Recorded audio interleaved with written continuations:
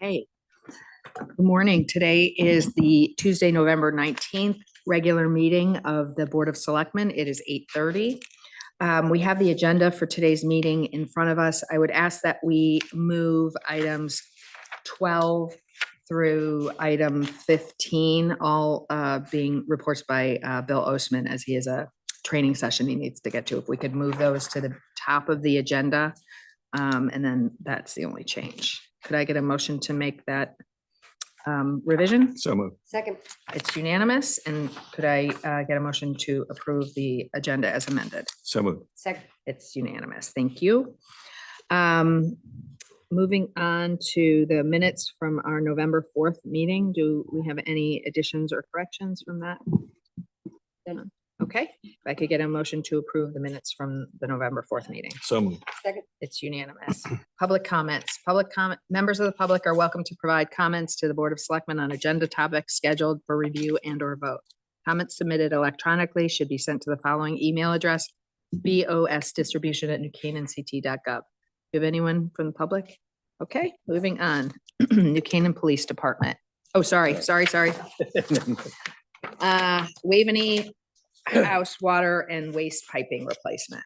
All right, thanks for moving me up. We've got a busy day here. Have fun at Munis training. Have fun at Munis training.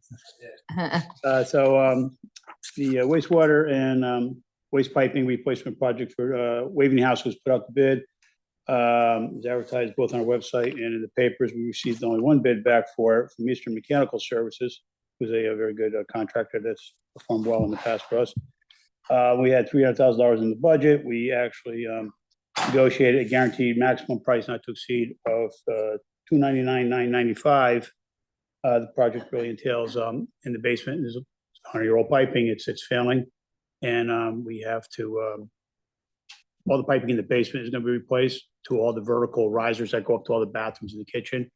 That pipe seems to be okay. It's really just all the stuff in the basement that had a lot of asbestos wrapped around it that over the years that took its toll. So this will be the first piece of it, approval. I am working with Fuss O'Neill on the abatement portion of it. We're getting pricing as we go, but I figure I'm gonna come get the approvals as I get them going. So this doesn't include the abatement or does? It does not. No, it does not. we have 200,000 for the abatement. Abatement, Right? yeah.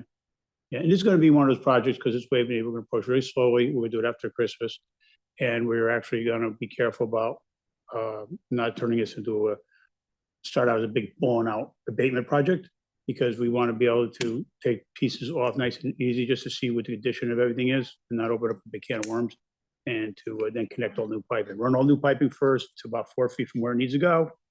Do that over abatement around those pipes, make sure they're okay and they're safe, and then connect. I don't want to go like gangbusters in there and then all of a sudden have this no water in the building. So we have staff in that building, and so It'll be safe. It's all in the basement to work. so will they just like how do they keep the Contain- asbestos contained in the Well, basement? they're responsible for containing everything in the basement. They'll build a little tiny plastic rooms like they do containment Okay. pools. Okay, And then they do air purification, and there'll be constant air monitoring during any kind of abatement in the building on all the floors. It's not required, but we go the extra mile here just to ensure the safety of the public and the staff. It's very, very minimal what we'll be doing, so there should be no issue. I'm reassured from that from our environmental engineers and the contractors. can we maybe, We've done this type of can stuff. we coordinate that with the timing on the bathroom work so that we're not having to shut the building That's down what twice? exactly that's what we plan on doing. Awesome. Like that. Hey, Bill, because it's water and waste piping. Yeah. Is it the water that also feeds the radiators or is this? No, that's separate. That's the heating system, and that's another thing we gotta be careful of. We don't want to touch any of the heating pipes. Right. You know, so we've been going down there. We've been actually color coding all the different pipes. We'll monitor very, very closely. Butch has been fabulous help through this project with me because he knows the building. So he's very much involved in helping identify everything. So it's going very well. The waste pipes are very old also. We've had a lot of problems last winter with the waste. There's been patched many, many times in the basement. And we decided to run a whole new home run right through the whole basement, right out the building, right into the outside where it discharges into the manhole. What material is it currently? What material? The waste pipe's cast iron, which over time develops what we call the fish hook syndrome, side of it where it gets so rusted on the inside, it's like little fish hooks, and it grabs everything. And even though it's a good sized main, we've had it sewer jetted it a few times. It's just problematic, and all the above ground waste pipes have been sectioned out where it's been rotted through and starting to leak, and they put sections of PVC. So it's really just a Frankenstein waste system. It's gonna be all PVC. All PVC, and as you know, the new bathrooms we did brings all brand new stuff right down to the basement. So you, from the new bathrooms right out the building will be all brand new, good for another 100 years. Yeah, so that's when we walked through there, the last time when we looked at all that stuff coming down through into that area. So basically what it is from that, you've got PVC coming down to the basement. So it's just a run from that point across the basement and out. Yeah, but it has to go around the basement because we want to catch every single bathroom, every Oh. single kitchen, everything along the whole way. Okay. Yeah, so we want to do it the right way. We're literally just going to follow the old route and put it right next to it, and then abandon the old one, take it right out Because after. when we were down there, it was amazing how they had lined up all everything was lined up, and you kind of pointed out which was which. So going in there it's surgical to get through there without messing everything else up. Yeah, and we're trying not to make a lot of new penetrations because those walls are really huge, thick. That's just a lot of work. The lessons learned there was when we did the new bathroom, we learned a real lot about that building, which was great. It's great information. We documented everything about the plumbing, the heating, everything, the interstitial spaces between the floors, the change in the original blueprints, what we see. So we learned a real lot. So, Can you remind me which budget cycle this was approved in? Was it for this year or This year. last year? No, So this year. Okay, This thanks. year. Just couldn't remember. And why do you think nobody else bid on it? I don't know. I mean, wasn't prevailing wages, that scares a lot of the small guys, all the small guys away, basically. I don't know, I can't answer that. I mean, there's a labor issue out there, getting qualified licensed plumbers. We know that. And a lot of this private work out there's out there, and it's just private work out there. No one will bid government work, it's just, they do better on the private side, unfortunately. All right, since these guys didn't ask the question, I'm going to ask it because they always do. So we've got almost a $300,000 number here, but there's no contingency in a project like this. You would think you'd have to have some sort of. But that's, we negotiated. It's a guaranteed maximum price. Also, it's just guaranteed. Guaranteed price. We talked Any about chance it. any chance of them coming in underneath this? Oh, I'm Just gonna- if it's guaranteed maximum, you pay it. So we have no contingency, but it's guaranteed. We work towards that. Sure. And then we work to negotiate if we come into a little something like, and they've been very good to us. And we've been very good to them over the years, for 20 something years, been doing business. And so they're really easy to work with. So hopefully we can get through this. The only thing the unknown, obviously, right, is where verticals go through. That's where we have to open up when we get the asbestos. We feel that we should be fine at this point from the little bit of stuff we do see. We're not doing all the bathrooms at once. We're gonna go tackle one first and see how it looks. And if it looks good, then we'll move on. But that's on them, right? On them up to the vertical points. Anything vertical goes up, we have to investigate. And so far, it all looks good. Do we have budget for that if there's a problem? Because I mean, this is accounted for in the budget. Right. The others. We will address that when the time comes, because if there's any vertical problems, There's it could no. be a part of the asbestos problem. That's the Like yes thing. and no answers. It's a difficult one because the asbestos, the way they did it back in the day, rotted out a lot of the brass fittings, not the copper piping for whatever reason. They attacked the brass. And that's what we're looking at is those valves. We can't touch them. They also start leaking. So we want to get the new piping in, get those valves that way with new valves. And then from that point to the final point is looking good at the moment from what we've seen from we just did the bathrooms. We were able to do the new bathrooms. We took it down, found the problem with the old cast brass valves where they were just disintegrating, took them all out of the equation, and we were able to connect to some of the other copper piping going up. So we knew that part was good on the project, on the bathroom project. We're making the assumption that if that looked good here, it should hopefully look just the same throughout the whole building. So did you guys, did the price come in higher and you negotiated down to $5 underneath our? yes, it did. Yes. Good job. Thanks. Okay. How long does it take? How long does the project gonna take to get done? I don't know because we don't know how, we're not rushing. We're gonna take as much time as it needs to without creating a bigger problem. And if it means stopping, slowing down, do a little bit more abatement, then bring these guys back and forth. I just make this people. I'm hoping to get it done, this winter and not, be done before this busy season. Thanks. Yeah, okay, John. Okay. No weddings, no event. Okay, all right. So if I could get a motion to approve a request from the Department of Public Works to enter into a contract with Eastern Mechanical Services in the amount of $299,995 for the removal and installation of new domestic water piping and wastewater piping in the basement of Waveney House. So moved. Second, It's unanimous. Thank Thanks. you. Okay, Irwin Barn Plumbing. Urban Barn Plumbing is, as you know, we have the the larger project going on up there between the structural repairs and the roofing. And part of the project was to correct all the problems we had in that. There's a basement in the barn up the front, size of the apartment. And the recommendation came through and we got approval to do an infill on that basement, get rid of that basement, stabilize the building, get rid of the water issues and all the moisture problems we've been having.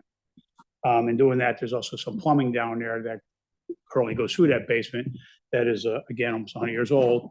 And we want to relocate it and actually bring a new PVC that just pokes out of the building and attaches to the outside piping and bring it and stub it up in two areas in the lower, in the apartment, let's call it. Because once they fill it in, we're going to do a concrete slab there. So I want to poke up the new plumbing in case we want to add bathrooms someday or something. The plumbing and the infrastructure is there, connected. The sewer, the septic system, had Palladino check it out a couple years ago. He says it's still good. So there may be a possibility to put a bathroom in there someday, whether for the park or what have you. But it's just pre-planning a little bit. So I'd like to get that all cleaned up and done. So And also the domestic water line. Currently, it comes from the pump house. It's a galvanized line, which we just actually received something from the water company about galvanized lines. So I want to coil up a new 1-inch PVC plastic PEX line outside of the building, run it through again, so that all you have to do is grab it on the outside, run it to the pump house. Inside, it's already stubbed up, so we'll have all new water. The current water line there now, severed off the whole building, just serves one spigot that goes outside for the gardening club. We'll leave that in play for the moment until we decide to re-pipe the building someday. So just a question. So this piping needs to be done because the infill in that one section that we're shoring up the foundation, Yeah, it's You those want it- pipes in the roof there. So then, they're in the basement, so you won't have access to them once we do the infill. So we want to put that infrastructure in now. It's just pre-planning. yep, no, I get it. I just wanted to make sure I understood. hey, Bill, for our next meeting, I would say, would you be able to do a complete accounting for what was approved for the Irwin bond? I think it was 2 different bond issues. I received a text last night. Yeah, I did a draft this morning. Yeah, for the next one, just so we know, like, how much we approved for this, what have we spent, and what needs to, Sure. that would just be helpful. 'Cause It's I hard to have- keep track of it over the I years. have no problem with that. I did get the text. I worked on it last night. I gave Tiger a draft this morning that he That's needs to fine. review. But just pop it in for next meeting if you can. Okay, We can do that. We can do Yeah. that. That's helpful. I have the draft on my desk. It's just a question of which one It's to good. review. Like, That's good. And I'm assuming the building's not heated, so you turn the water off. Yeah, oh, yes. We have actually, Modern Plumbing comes in and they blow out all the pipes in several of our buildings through the winter, so we don't have a freeze problem. I haven't walked through that building in a while, so I'd love to walk through that before our next meeting. So if you want I will to do. come. Yeah, You know, I I haven't walked through seen- recently, but Yeah. it's, the outside's very pretty, Mhm. the inside's a bit of a, Needs work. it needs work, and it also needs, it needs like strategy, like people just can't plop stuff in. We can't do it. Yeah, we together. can't, we could do it separately. Yeah. right? Well, if we, no, we can do it if we post it. Yeah, if you Yeah. post it, We'll Okay. post it. and then you might someone have else some come, that's fine. friends. It's fine. But There. yeah, but I mean, so it's, the I just haven't been outside's in a gonna be while, so- tight and everything and like infrastructure, and then the question becomes how to use it properly and not just be a mess that people drop stuff in and then these guys get stuck cleaning it out. Right. So. Okay. Okay, any questions? If not, if I could get a motion to approve a request from the Department of Public Works to enter into a contract with Modern Plumbing in the amount of $4,600 plus a contingency of $460 for a total of $5,060. The project entails the removal of the existing water pipes and installing new piping at Irwin Barn. So moved. Second, It's unanimous. Thank you. Irwin Park Electrical, Irwin Barn Electrical. This is similar, the electrical, there's some electrical in the basement. We want to get it all there, make it safe. During our little research just recently during electric, we discovered that the building electrical system needs to be grounded a little bit more better than what it is. So that'll be included in that to make sure we have good grounds for our lightning protection and everything else that's involved up there that's in place. And really just want to clean it up and start if we don't need the wiring, we don't need the circuit, kill it. I don't need something going to nowhere. So we're gonna clean all that out of there, kill it back at the circuit panel, mark it so that it'll pull out of there, so that it'll free up some additional electricity for future work in there. And we don't have to worry about, wires being unintentionally left alive somewhere. So we want to get it all out of there. So every, like, once you're done with this, you get the old stuff out, every, I guess, room, section will have some access to electricity for lighting, right? Yes. Okay. Yes, yes. This is Now we really have like stuff. It's like killing stuff in the basement. There's lighting in the basement. There's a boiler down there that was wired. And then there's some electrical that runs through the basement to other parts in there, which we are discovering are separate circuits, which we're gonna just won't matter. Yeah, clean it all out and make it safe. Do we still have the boiler in there? Well, yeah, it doesn't look too good. It's been went underwater a few times. It went out 20-something years ago. So why don't we get rid of it? That's part of this That's project. part of it. Oh, project. this will go. Yeah. Yeah, Oh, yeah. There's been a flooding problem there prior to us buying this building. It's been in there and we've had pumps in there and it's a maintenance crazy. Deanna took brave enough to go down there through the spider webs and all. And yeah, it's, Does it still flood or is that addressed? I got pumps constantly running down there to keep it from flooding. So that's the, Take a look, Steve. the structural engineer looked at it. That's where they're gonna fill in. Yep, Right. yep. Yeah, structural engineer said the best thing to do with that is really just to fill it in. Oh, that's fine. That's there's- where it's got it. there's no need to have a basement Okay, there. got it. It's not very big either. Okay, if I could get a motion to approve a request from the Department of Public Works to enter into a contract with Darien Electrical in the amount of $4,750 plus a contingency of $475 for a total cost of $5,225. The project entails the removal and make safe of the electrical wiring at Irwin Barn. Similar. Second, It's unanimous. Yep. All right, last one, building maintenance software. So this is a contract that we did not go in July for approval because I was in a contract dispute with them. Their software is not the most user-friendly and they've been going through some changes. So I was not willing just to go ahead and continue with them at that time until I seen what we were actually gonna be buying or renewing. So I've been working with them. We're still working through this process. It's getting a lot better. And I'm doing some additional training with them now because they did upgrade this software. And they actually are just finishing writing up for me at which is included as price, a import tool so that it's not a big word processing into their software anymore. There'll be the formatted spreadsheets that I can put all my information in, and then I'll just dump it right in and put it in the right place in that software. So this is all part of that capital. was that facility, is this the? Right, so it was purged, the company was bought out. Yeah, facility is no Oh, longer there. It was bought out by this- Bradley Software. Bradley Software had bought a lot of their company and was tied up taking care of the day-to-day stuff there for their facility dude portion of it. And then they finally moved in now to the capital forecasting piece, which this used to be. And I pushed back hard on them, so got their attention. And they don't want to lose us as a client, so they're working with us. And I'm hopeful that this is gonna resolve the problems and make it a lot easier, much more user-friendly to be able to dump information in there for the future. Wait, will this software allow you, as you guys are doing capital projects, like, so it's obviously this is the forecasting part of it, but when you're in a capital project like Irwin Barn, will it also allow you to have project by project by project, the actual, not just the forecasting, but we're doing the project, where we are, how much was approved, where we are to date, so that when we always call and say, can you give me a summary of how much we spent on this? Will that do this? The answer to your question is twofold there.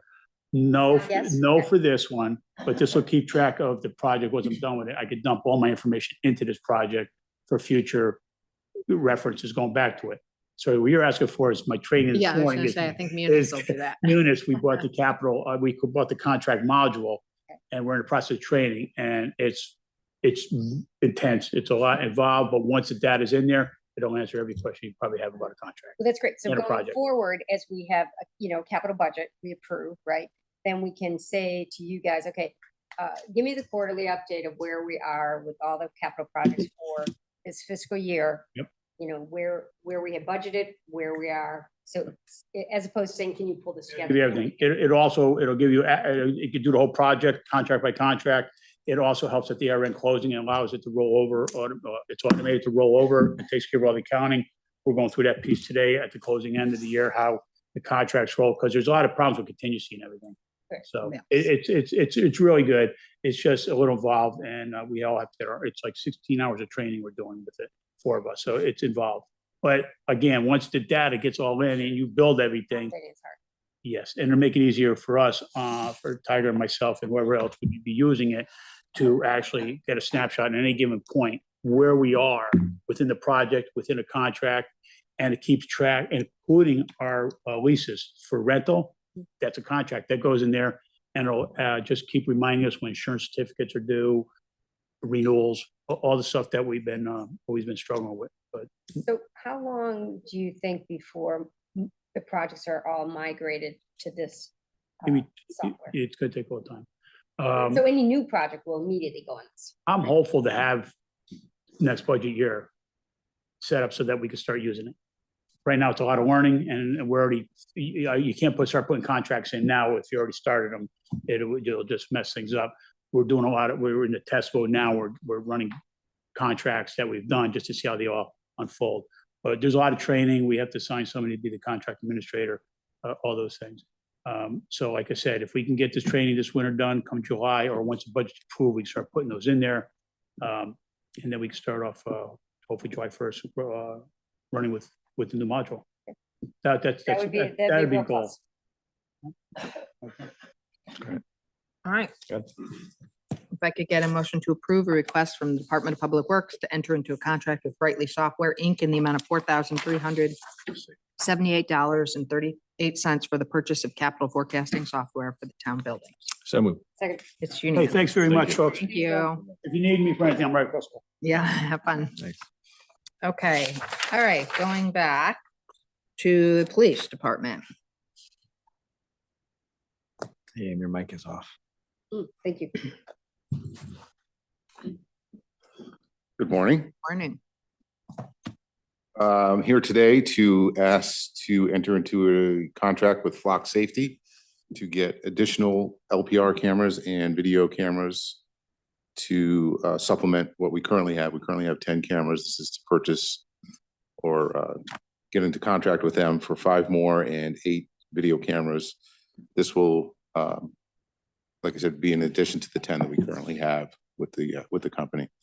The total contract price is $67,500, which through the good work of Greg Riley, we've got covered with a grant. And this will cover us for the remainder of this year and next fiscal year. So through FY26. This will cover. That's the one question I was going to ask is, this is a grant that we. Yep. Okay.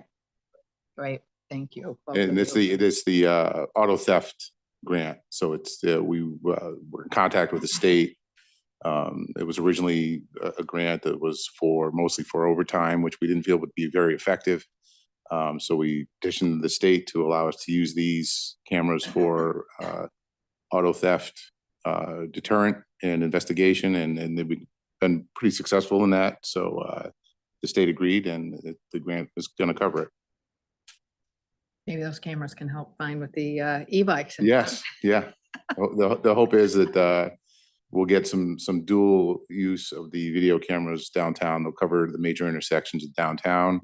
So not only there'll be a criminal deterrent, criminal investigation, but also slip and falls or any kind of other shoplifting that occurs in the downtown area. It'll blanket the whole downtown major intersection areas. So we're hopeful that that will give us some benefit there as well. Any other questions?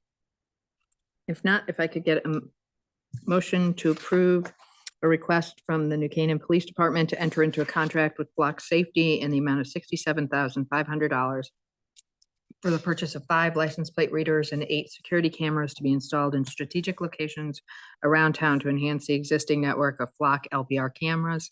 This contract includes additional software upgrades and all hardware installation costs and licensing associated with this project through July 2026. So moved. Second. It's unanimous. Thank you.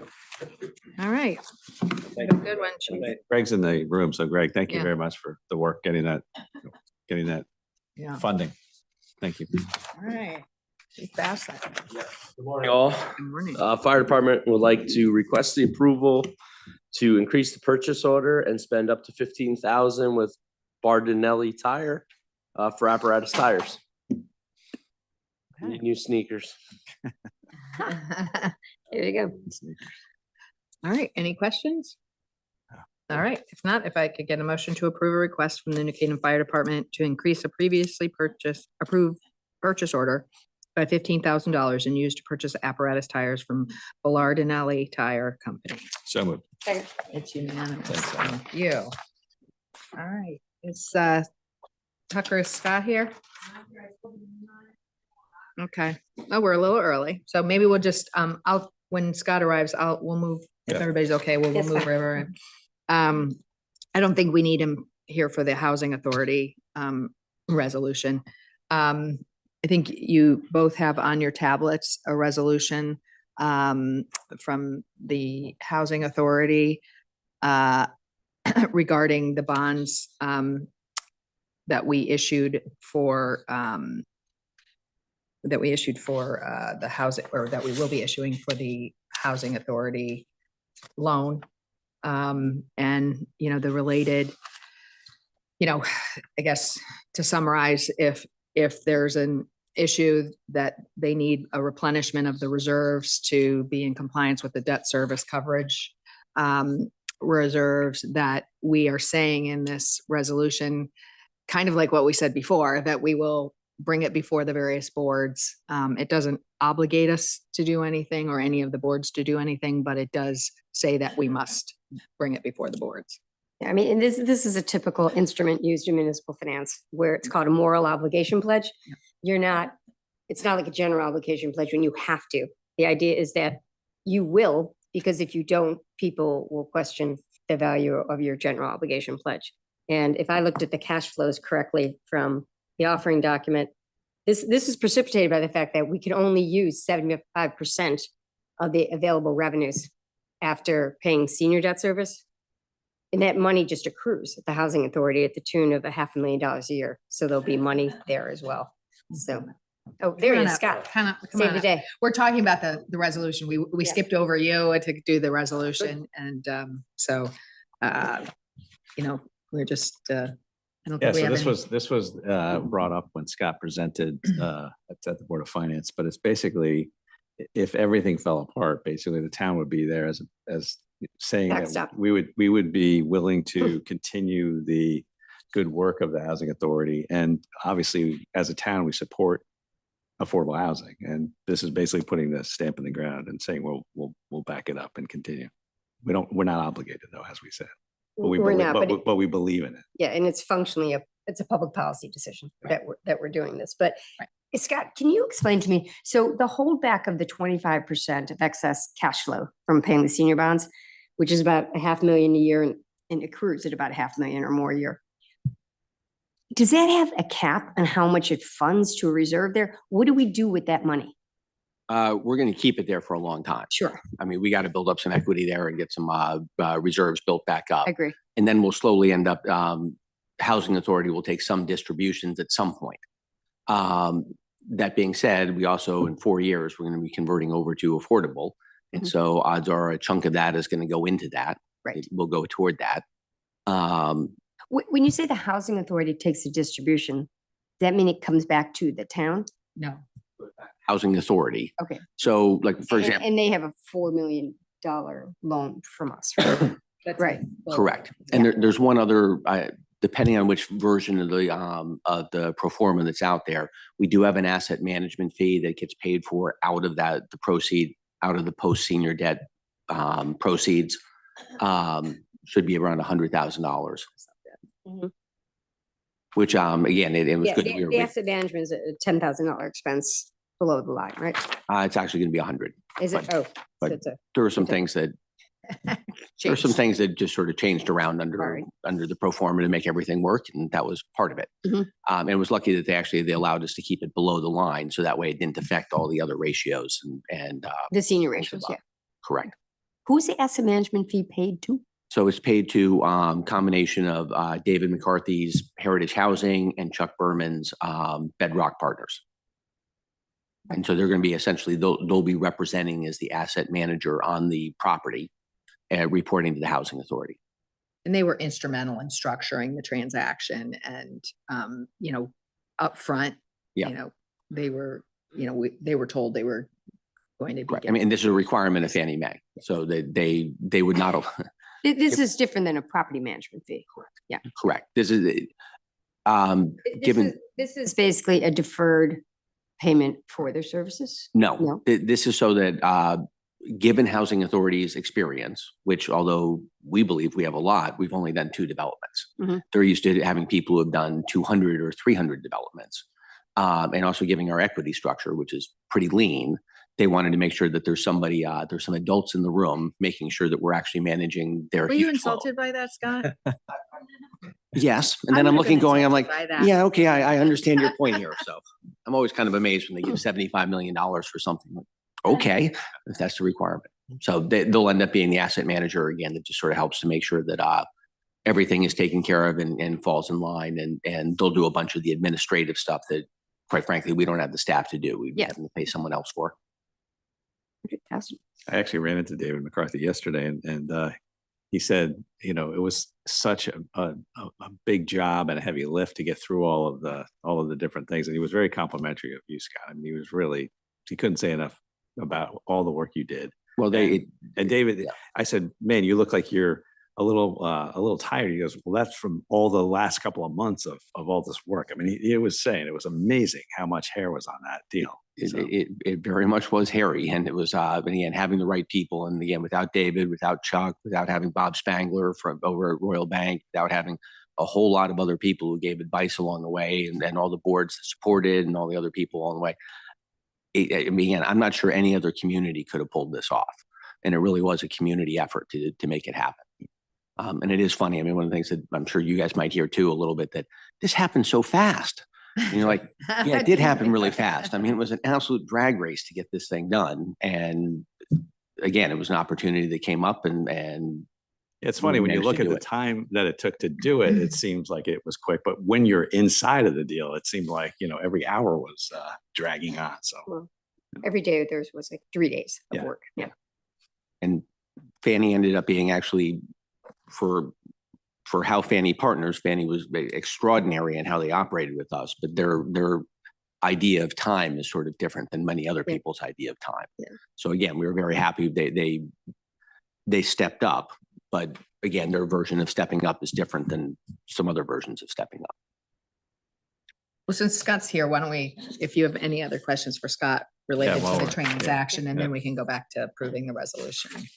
Yeah. So Scott, the cash flows now, I think the one I have is dated, but so at the project, given the current distribution of revenue per unit, we Mhm. haven't switched stuff around. So it should be kicking off somewhere in the range of $500,000 a year in free cash flow that we're going to build up at the project, which gives us Correct. cushion going forward when and if we have to change the rent structure to comply with affordable housing needs. So Correct. we're kind of pre-funding the exposure to the town there. Yes. Correct.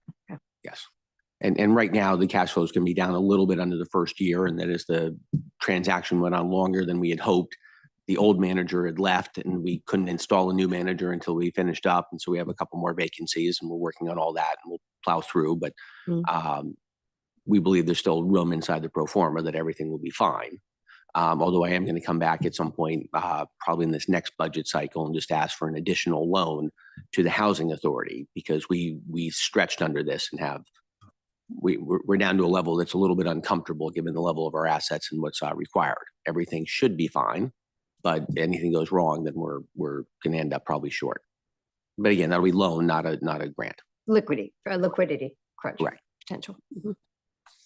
Yeah, I heard you call it, you were looking at a line of credit, not a loan. Yes. I mean, again, I've said this all before. Ideally, we won't Like need that it. better, just because Nope. we don't have to put it. I mean, we can do Absolutely. it And at the- and again, I that don't we want to draw anything. I have no need to have cash sitting around as long as I can get cash so that we don't have that little embarrassing thing about, can I pay you next Tuesday? Yeah. Sorry about that.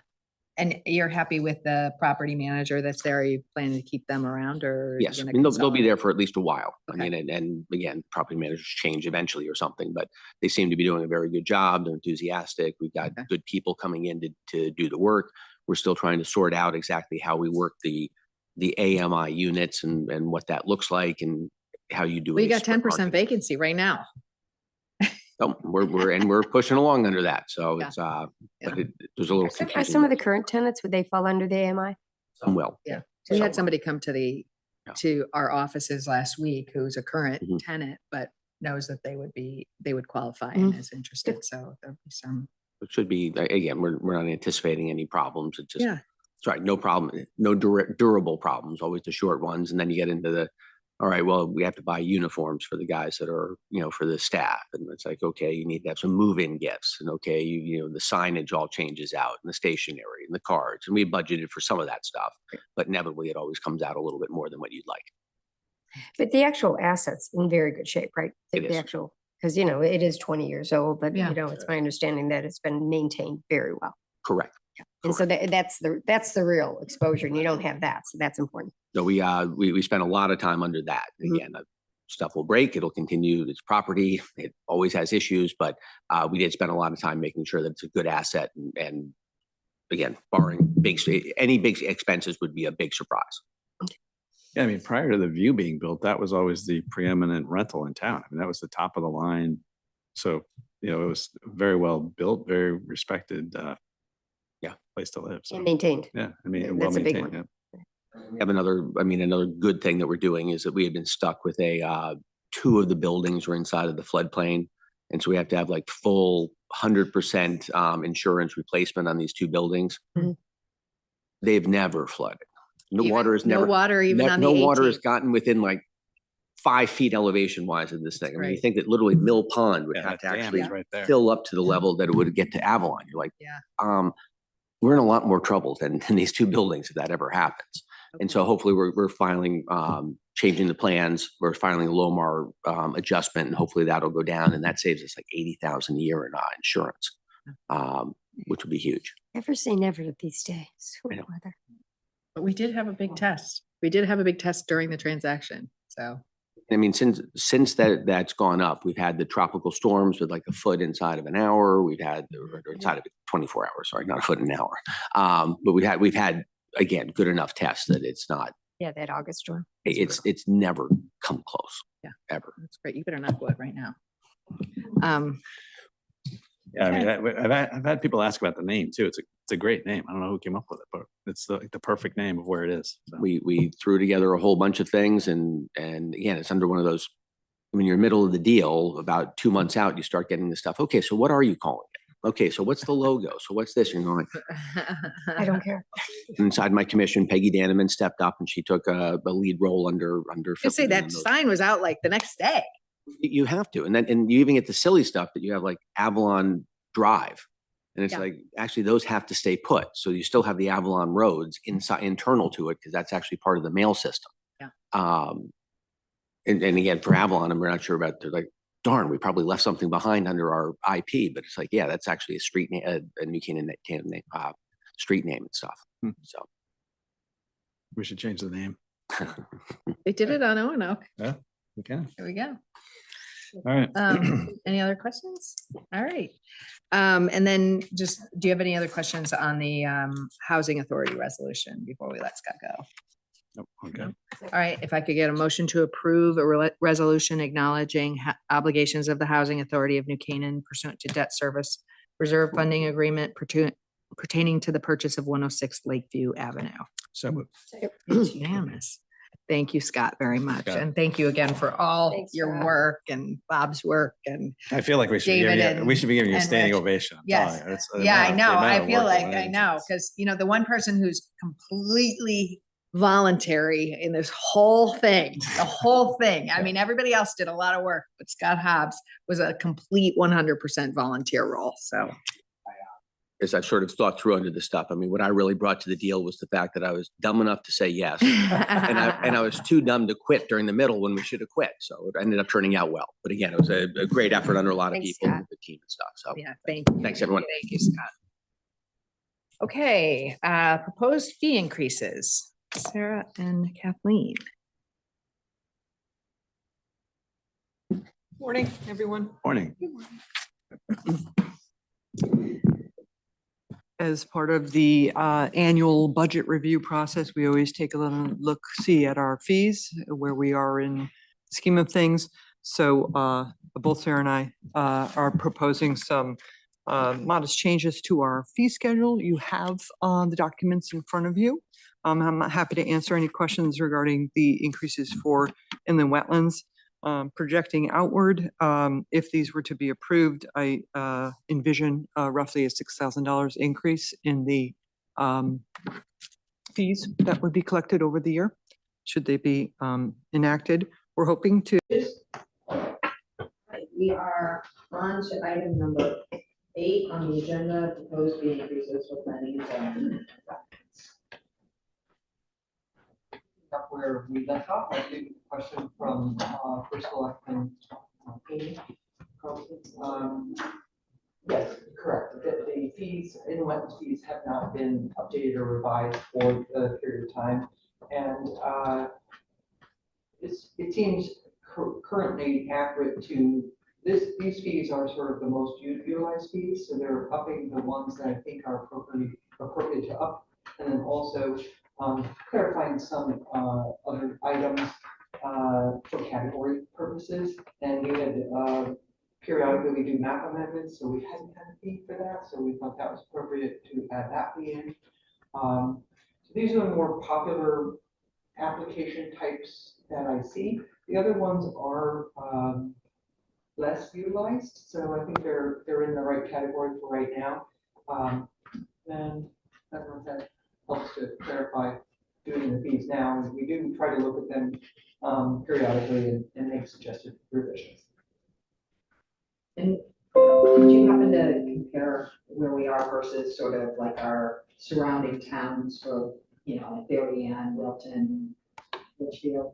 Yeah, so for planning and zoning, we've updated our fees more recently than wetlands, at least the zoning permit fees, but the commission and ZBA fees haven't been updated. So we compared them to Greenwich, Wilton, Darien, Westport, and Ridgefield.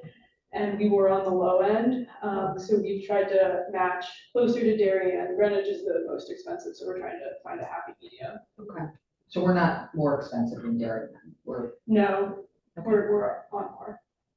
Similar to in the wetlands, I find looking at wetland fees, everyone calculates them a little bit differently, so it's a little bit more difficult to compare apples to apples. Greenwich tends to be the high end, and Fairfield is super high on single family home application for wetlands can be in the neighborhood of $30,000 for the application. wow. So that seems a little crazy to me, but so we are in comparison to Wilton, Darien, more in line, probably a little bit on the higher side. I think we do provide a lot of services for the fee that the applicant is paying. It also helps to cover the cost, the administrative costs that we put in as a staff, processes something like a single family home application. Yeah, and the fact that all of our costs have gone up significantly over the past decade. And there's been more mandates from the state, and there's more red tape to go through all of this stuff. So this is a very logical move to try to increase some of these fees. One of the things that stood out to me, having lived through some of these permit after the fact stories that have happened in town. We went from, we basically had something you get instead of double the fee to triple the fee. And I'm not sure that that's enough. I mean, that's why I'd like to, I'd like to sort of study this a little bit more before we approve it to make sure that we are in the right spot, especially with that particular one, because that has been a hot button in the town for a while. And we've had homes that have been actually, in one case it was a historic home that was actually demolished, and there was no repercussions whatsoever. You're talking about, these are multi-million-dollar homes, and somebody can do that, just pay a fine and say, hey, sorry. So demolition is separate from zoning. We don't charge any fees related to demolition. We're not involved at all, actually. But for us, what we're trying to shift more to is incurring fines when work is done beforehand. So this fee would really just be at the end when you're trying to legitimize the work that's been done. So ideally, we're trying to get more into the zoning enforcement side of things first, so then you can be charged up to $150 a day if you're not complying. So you have that fee, and then at the end, when you finally are willing to apply for a permit, at the end, it's just the triple fee. But that's only for an active back permit that is in compliance with all the laws. Correct. So if it's not in compliance, and let's say they need to, demolish something that was built, we can Do you charge. ever do that? Or do people just pay the fee and pay the So- cost of business? So what's happened recently for structures that, let's say, were constructed that don't meet zoning, they've gone to the zoning board of appeals and been granted a variance, and then they have it legitimized. So ideally, the variance is getting denied, and they're required to remove the structures, but that has not happened. No, and to me, that's very frustrating because you either have a set of rules and laws and a process to look for consideration if for some reason it doesn't fit, but I just think that's a bad policy, I mean. Yeah, I mean, it's, as I said earlier, it's, you could go ahead and build a pool and a stone wall wherever you want. You put it wherever you want, and then you ask for forgiveness and, you pay a fine and you're done. So I'm not sure that we're structured. To stop that. Yeah, I mean, to me, we've always looked at that as, oh, it was oops. Well, these days, there's no oops on these properties. I mean, you know what you're doing. And if you break the law, we should have something in place that's a little more aggressive. So that would be separate from this. Yeah. So, Yeah, these What are we're- the standard. these yeah, are the what standard we're fees for that- us here, so is that more of a conversation that's a conversation with zoning board of appeals? Or how do we? So the fines for when, a zoning violation has been found, that's mandated by statute. You can't go above 150 a day that the violation's maintained. So that's statute. And then, we really, I've been town planner for 2 years. We've only had 3 after the fact items that required a variance that didn't comply with zoning. So it happens, but it's not, happening on a very regular basis. So, we are working to stop the process of going to ZBA, getting the variance. We don't want to see that happen either. It's difficult for us to then enforce the regulations when they can just ask for forgiveness. So we're working on that, and we're just trying to utilize the $150 a day fine to bring them into compliance. And the demolition, the improper demolition, how is that? So that's all through the building department. And is that state mandated fees too, or do you know? I'm not sure. I want to say yes, but I'm not Okay. positive. So that answers this question. Yeah, I mean, it's somehow we gotta figure out how to make it tougher. And I know you say 3 is not a lot, but it's 3. I think it's not inconsequential, so. And I think you're right, all the information's out there. So if you want to do it right. I mean, it's at $150 a day, it's $50,000 for the year. It just seems, I don't know when that statute's been written or if it's over It was updated recently. It used to be $100 a day. time. They're not dealing with it. A little more for wetlands, it's slightly different, in that, we do have a triple application fee for after the facts. Those tend to, I have new homeowners who call and they'll ask me about, I don't want to get in trouble with you because I read about, so there is some message going out there with the fact that you just can't do what you want and then pay, people will pay that, but there is some PR, I guess, that goes out, and hopefully it's helpful in diverting people from doing things that they should do. Statute-wise, inland wetlands can assess $1,000 citation or fine for an activity in wetlands, and $500 for an activity in the upland review area. Over the years, I'm sure we're well over 15,000 or more collected in citations or fines. I've had two this past month. One's paid already, the other one will be coming shortly. So if someone messes up the inland wetlands, are they required to put it back? Absolutely. So that's cost the on top of it. difference, yes. So there's a triple application fee for after the fact. The citation is often issued as well. in addition to, they now have to hire consultants and have those people represent them before the commission in order to restore the wetlands. So it's called a mitigation application. So yes, we don't, there's no mechanism to authorize whatever they did instead, unless it's proven that it's not causing harm to the wetlands. So it's a little bit different process than what planning and zoning experiences. But many people do not think the $1,000 fine is enough. So it's state rep statute.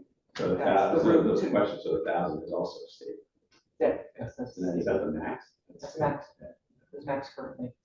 So, I think, Sarah and I had discussed the sort of the fees together, and we're sort of like departments, so, trying to get more consistency and, to go into the triple application fee. So I think that's what we were both looking to do on our fee proposals. And how about the triple? Is that mandated something or is that? Well, that's something that's that's- driven as a result of you guys approving our, if you wanted to go beyond that. Yeah, right now, I had not make a triple the fees required for regular activity permits. So let's say it was a single family home, so in this case, it'd be $3,000 as opposed to $1,000 if you were to include this. I think, Steve, your question should be higher, right?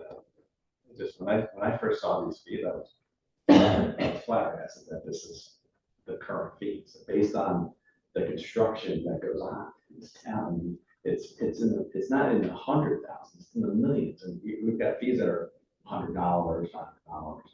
It doesn't really, so it's not really This a. is one part of all the fees someone might pay. Okay. So the larger fees are being driven from the building inspectors, the building department, because it's cost of construction, and that's very well defined.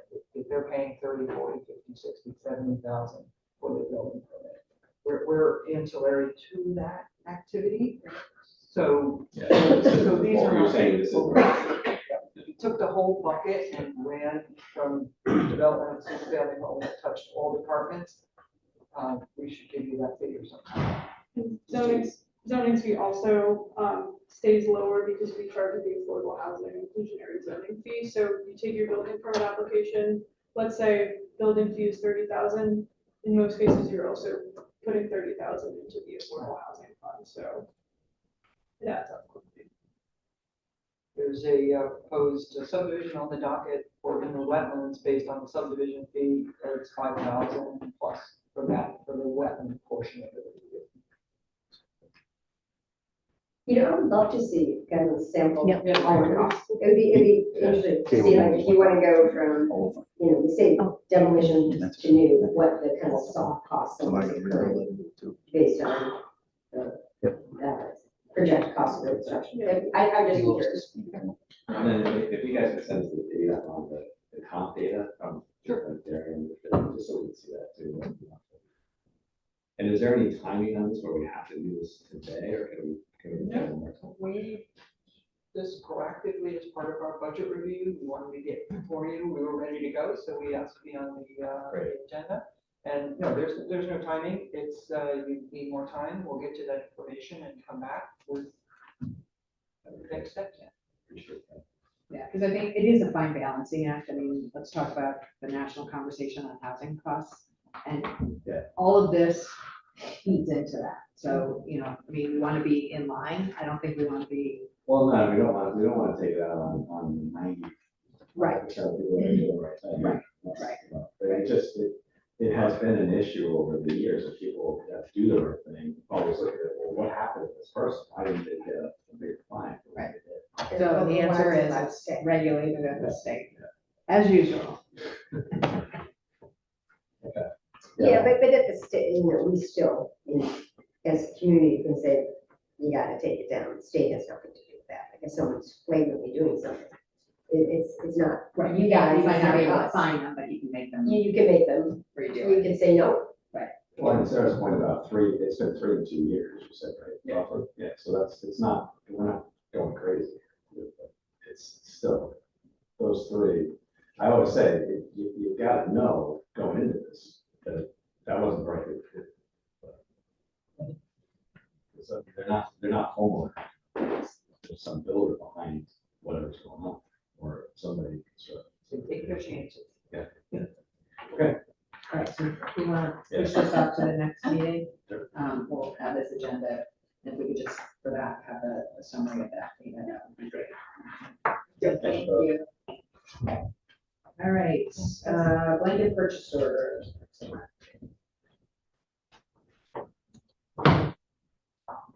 It should be a quick, easy one. You never know.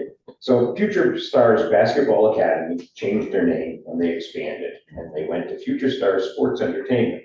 So we needed the change of a previous approved purchase order amount so that we can pay them. They do our basketball programs at our 3 elementary schools. Any other questions? No. All right. I could get a motion to approve a request from the Parks and Recreation Department to change the vendor's name of a previously approved blanket purchase order with Future Stars Basketball Academy to Future Stars Sports Entertainment.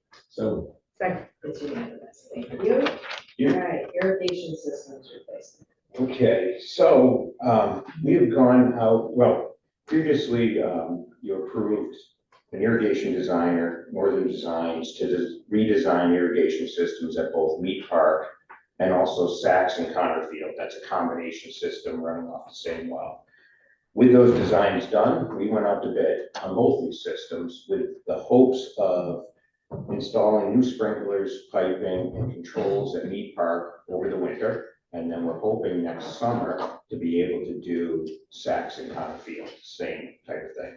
We have existing wells that are fine, including the pump station with the well. So what we're requesting is approval is to enter into a contract with National Lawn Sprinklers of White Plains, New York, to install new piping, sprinklers, and controls, and then control wiring at Mead Park. The system at Mead Park runs the big baseball field, all the grass there, the outfields at the Little League fields that they have a synthetic infield, the 8 Hartrue tennis courts, which during the season we water daily, and then some plantings around, like plantings around Mead Park and also the colonnade. So we're requesting approval to enter into a contract with National Lawn Sprinklers for $294,400 with a contingency of 15%, $44,160 for a total of $338,560. National Lawn Sprinklers was the low bidder. There was five companies that took out the bid specs. 3 of them came back approved. They were the low bidder, and we recommended them with National. It's a big spread in these bids. Big spread. Big. So do we feel comfortable? Is it the same equipment, same sprinkler heads? I mean, are you comfortable? We're comfortable. One of the reasons why we're comfortable with them is the fact that they do not have any work over the winter. And a lot of times, years past, irrigation companies would shut down for the winter. But we've had such nice weather that they're all willing to take the chance. So they did not have a job for the winter time. The 3 companies that did bid are all vetted by our irrigation designer, that they're a big enough company to handle the work and they're qualified to do the all the prevailing wage paperwork, et cetera. So we're very confident. And how old is the existing system that we have in that meet? 25 plus Oh, I years. see. Yeah. Yeah, it was regularly, most of these systems you plan on and trying to get about 20 years out. Sometimes you can push it a little further if you change the sprinklers, et cetera. We've already changed the That's the controls. Carlson house. We have a much older system.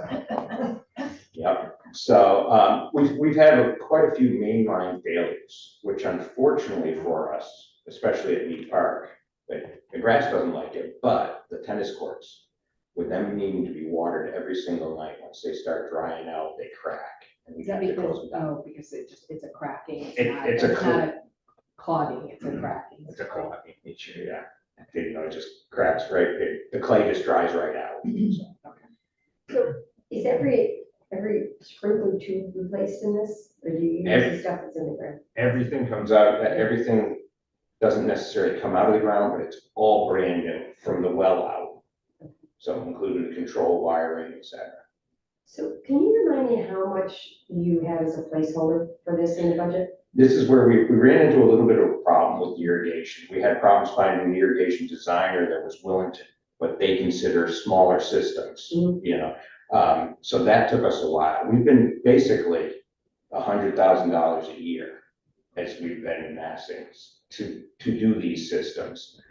In order for us to do Saxon Connor next summer, we have to put more money in the budget, but now we know the amount so that we can proceed with that. So we've been basically on that $100,000 a year. For a number of Okay, I'm years. so sorry. So where's the money? Do we have this money budgeted You have this, in the current fiscal year budget? in the current fiscal year budget and some previous years, we had enough money to do this. Okay, so it's accrued over a couple of years. All right. Those sprinkler heads, the low profile ones they play on that are safe for play, are they more expensive than an average homeowner? Because those have to disappear when players are out there, right? When they do go down, they're fairly small, they're about that size. When they're set flush to the ground, they have a rubber top on them so that they're okay, but you know, are they more expensive? Yes, because the ones that we use are stainless steel, so that they hold up. We're running higher pressures than most home systems. Where's the actual unit? When you add me, is there a pump house somewhere, or is it? There is, just as you come into the park, on the left-hand side where the big baseball field is, we have a well there. How's the new baseball field, the big baseball field, which is where varsity plays, but now they're gonna go play over at Capital. Correct. Who's gonna play in the field? There'll be JV and freshmen will still be playing down at Mead Park with, we have Connor Field, which is also a, 1690 field, and Mead Park will still be used by JV or freshmen. The geese are gonna have to pick up. So I feel like, did we redo the irrigation at Waveney recently? I feel like we were just redoing irrigation somewhere else. That was the well pump failed, so we had approval for that. Okay. And now with Capo Field rebuilt, we won't need irrigation over there, so now it'll only be for Orchard and Water Tower softball. Okay. And the grass within those areas, so, that's something, will reduce the input of funds for that. Okay, so who did we use for that work? That was just the well at Waveney, Oh, so just that, the well. right, and Mead Park, we're using the existing well. Okay. With that said, we have changed the pump out of that well, at least once in the 25 years. Questions? All right, if not, if I could get a motion to approve a request from the Parks and Recreation Department to enter into a contract with National Lawn Sprinklers in the amount of $294,400 plus a contingency of $44,160 for a total cost of $338,560. The project entails the purchase and installation of new irrigation piping, sprinklers, and controls at Mead Memorial Park. So. Second, it's unanimous. All right, Waveney Playground Fitness Area. Alrighty, so as part of the Waveney Playground and Fitness Area project, Keith Simpson Associates requested quotes for new plantings within the site.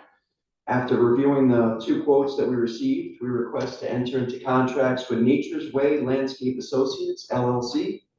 Nature's Way is a well-established company, and they were the low bid on this project, totaling to $19,825.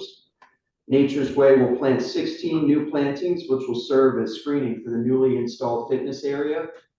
And I also added a $2,000 10% contingency, making the total for the project $21,825. And this money is budgeted within the Department of Public Works budget. So will this be irrigated, these plantings? no. So if we had this in this year, they die. We have a spigot right near the site too, so once the company comes in, they'll water it in first, and then we'll carry out watering right before the winter, so. The plants that they have chosen, once they're established, won't need irrigation, potentially, except when you have 90 days with only a half inch of rain. And you guys have the capacity to have people out there watering more, that's a great. Yes, since there's water nearby, yes, we don't have to be trucking it in, so. So this fitness area, I've gotten contacts from a resident in town who is working very hard to work with a trainer and use this fitness for an adult purpose. And multiple times been over there trying to use it, and it's swarmed by kids. By kids, and as he said, I'm not blaming the kids, but I don't know if there is, and I don't know what the status of the playground is, because that's been, I guess, in the works for a while. But is there anything we can do? And I know the actual equipment has little signs on it, which every kid in the world would ignore. And their parents probably don't even see it, to be fair. I mean, is there anything, does it make any sense to do a signage saying adults only? I know it's not gonna stop it, but There's also a big sign there. is there a big that sign? 'Cause I says went over, I don't think it's on. 13 and older, yeah. Okay. But, So you can always put up more signs. Yeah. I personally don't think people read them. obviously, Yeah, do you, this is not your area, what is the status with the playground? Ryan is up holding that project, so Yeah.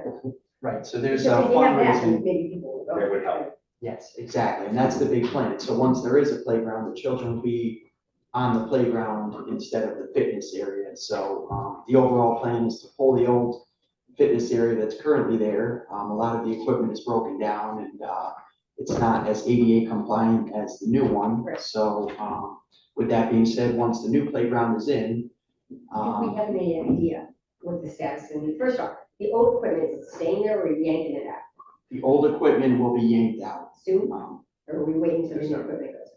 roughly December. So the last step of the fitness area is to add a walkway, which is in the works right now. And then that old equipment will be yanked out.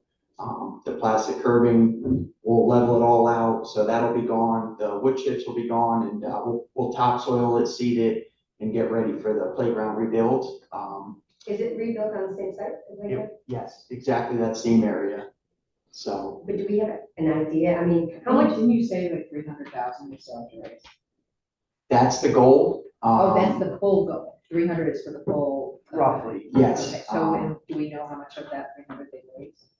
So with the current budget, what was initially funded for this entire project, it was $455,000, and we still have roughly $311,000 left for the playground itself. So, and then there's a fundraising committee right now who's in the works for fundraising, and our original goal was January 1st to have this equipment purchased. But as far as the grant, 2025. Yeah. yes, but as far as the grant cycles go, they're requesting to postpone that, which we'll discuss at a later date. We're hoping to be installing next fall, Mhm. really. We were originally hoping for the summertime, but with the grant cycle and everything else, So they need to get a grant to complete it. They've completed their fundraising. they have not completed their fundraising. They are just starting, really, Okay. so. Answer the question. With $300,000, can you put a playground in? Can you put a decent playground? We could put an okay playground in. Our fear then, we'd never be able to put the playground that the area could use and would be desired. Because it would be hard to fundraise once there's something there. Right. So that's why we're really trying to, put in as Ryan says, the best playground in the Northeast. I mean, as far as, once it's put into, it's set in stone, so you can't just add equipment, and the fundraising committee has been working really hard. They have social media websites right now up and running, and then they have a logo, and they're looking to go to some of the special events such as Breakfast with Santa. So these are essential fundraising opportunities for them. And then as far as, like I said, the grant cycle, that's just throwing money off the table if all goes well with that. So as I Is it a mentioned. state grant? Yeah, where they trying to get No, like the New Canaan Community Foundation. Oh, okay. Things like Okay. that, Community yes. grant. Yeah. Okay. I was like, wow. Is there is there like a time frame? Like, okay, you know, because it would be great, that sure, everyone wants to simple playground, right? And so there's a couple of years of kids aren't gonna have any playground because we're waiting for the perfect playground. Is there, I don't know where this falls in terms of responsibility. Is there a point where we say, let us know what you got by March, so we can buy the stuff and we'll buy what we can afford? Or is this just a perpetual aspirational goal in the process? I'm just assuming. the process We're not looking at March, but we're more looking at in the month of May, that this is it, this is what we have, we need to order. Okay, so. Because otherwise we just, we'll It'll miss never another year, Yeah. and another year. So is it that come May, did you say, it's gonna be like, this is how much money we got, and this is what we're gonna buy? Is that fair? That's fair to say, yes. You know, because we need to get, we want to get through the grant cycle. We also need some time for fundraising. You know, things like you said, like breakfast with Santa, they're planning on setting up a table. You know, be able to buy their bricks per se.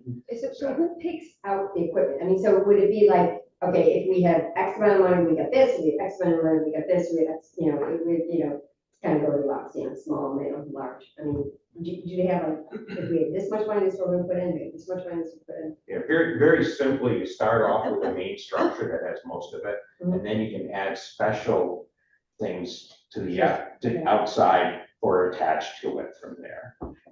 The committee's been working hard on what equipment they'd like. And they come up with a pretty good plan in order to come up with a budget number of what they need to raise. One of the things of the apartment, if you were going through this, is the site work and the foundation that it's built on, it's expensive. Let alone the equipment, it's just where all roads and drops them, you have to have safety, safety service and all that, that's expensive, so. Yes, the surface is very expensive for what it is, but it meets ADA requirements and the fall zones we're talking about. And is this, I thought we talked, is this gonna be like fenced in or something like that? There is going to be a fence around the playground itself, not around the fitness equipment. Right. And that will help keep the kids off the fitness equipment.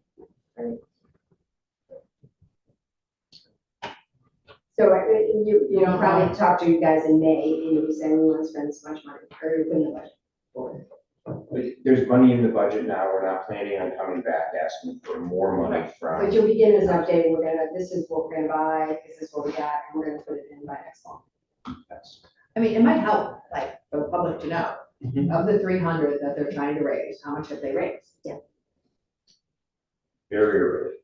Excuse me? They're very early. They're really. So are we they're saying setting up- 0 or 50 grand and they still have 250? They have some commitments, you know. But they're kicking off, they're doing it now, for a number of reasons, it got delayed a little bit, but. Okay. I just think we approved this like 2 or 3 budgets ago. Yes. Okay, so, saying, Well, I mean, let's face it, we have volunteers that are moms, and they don't like this noise. But hopefully we can be nice with that. Unfortunately, that's part of it. Okay. All right, so.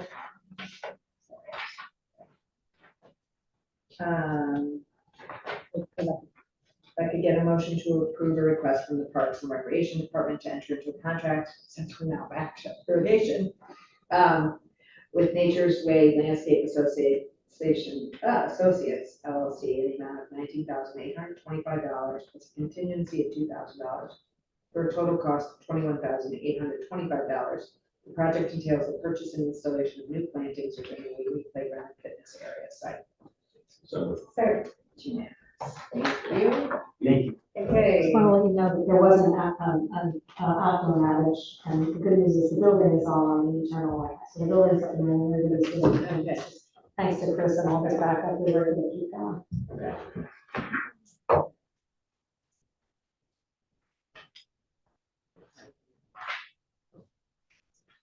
Yeah, no, it was, sure. You okay? Yeah, I mean, maybe you'll have to do it because I have to go. Okay, can we just, you know what, Cheryl has to leave. Do you want to bring them up? So, Yeah. You want to do the first? Do the first one and let me get started. Okay, so we'll do the first Thank one, you. sorry, I just know, losing it for time. Yep. Okay, so let's start with the, So this first item is a contract with Peter Lonnie Incorporated for 12,000. can you put your? Sorry. Sorry, this first request is for a contract with Peter Lonnie Incorporated for $9,100. We had originally approved approximately $3,700. It's a total project of $12,800 to install 4 accessible seats at the track as per our discussions and negotiations with the DOJ. The monies are available in the ADA account and just want to have the contractor paid. Because the monies are from the blanket request for ADA. That's correct. Yeah, because this project arose, this portion of the project arose during their review.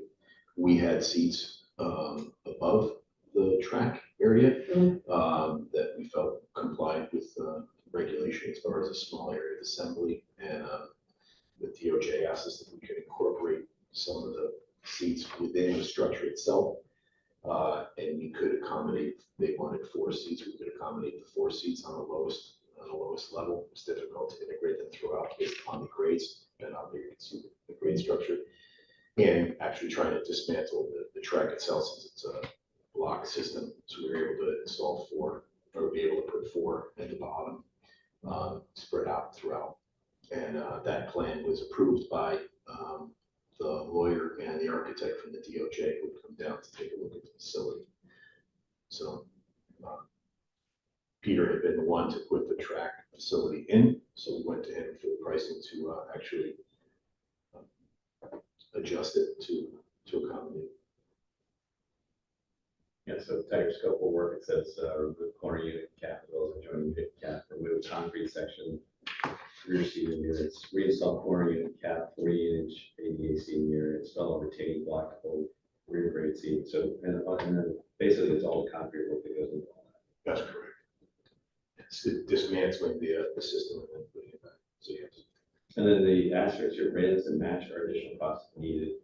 We didn't need any railings. Okay. An asphalt patch. Right. The asphalt patching, we had our asphalt contractor take care of that. There was some fence work that we had to both get the fencing back and reinstall it, and again took care of it. We got an email from a resident about companion seating.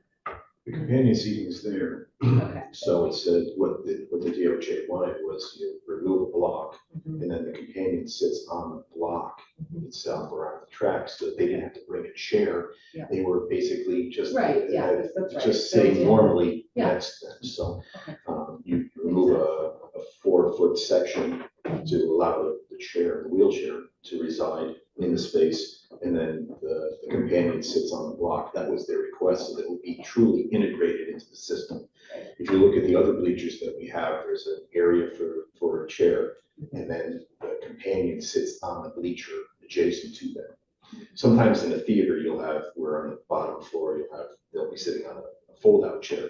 But here, given the bleacher system, you'd like the companion to sit on the bleacher system, and then the disabled resident or participant to have an area for the chair. So if there wasn't a disabled person there, that is still something. It's an open area. Someone could put a chair in or stand in. They could do that. Doesn't have the bleacher. It doesn't have the bleacher. That's correct. So it's similar like in the theater when if someone who's disabled is not there, they can actually sell that seat at the end to someone who's able-bodied to put a chair. Yeah, because some of the meets, they don't have full capacity there. Right. Right. So so if they wanted to and someone brought a chair, they could put a chair in the area. Granted, if someone was disabled, you'd ask that person to vacate the area. That's the reason for the signage. You know, there's signs available to designate the area. questions?